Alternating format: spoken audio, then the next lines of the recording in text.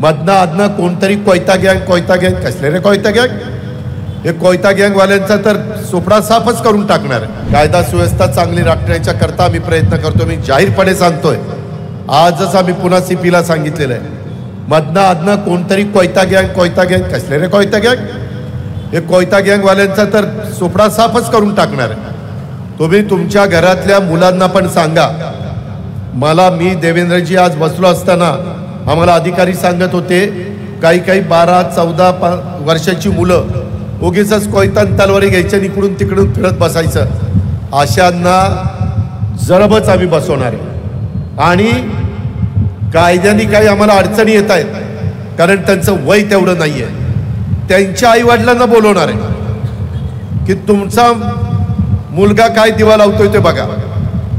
ज्या त्या आईवडिलांनी आपल्या मुलाला, आपल्या कार्ट्याला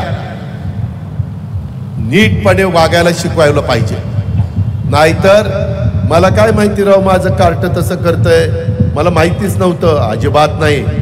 आई वडिलांचं काम आहे पोरीला जन्म दिल्यानंतर ती कशी वागती, कशी बोलती, कुठं जाती, कोण मित्र आहेत, कोण मैत्रिणी आहेत, बघायला नको का?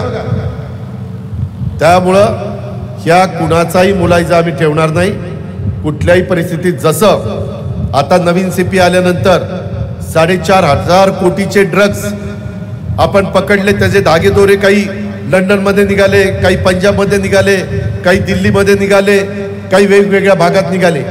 काही जण झटपट श्रीमंत होण्याच्या करता असले नको ते धंदे करतायत आणि चांगल्या माणसांना त्या अडचणी निर्माण करतायत. जनतेला त्रास होतोय, नवी पिढी त्याच्यातनं अडचणीत येते, चुकीच्या सवयी लागतायत.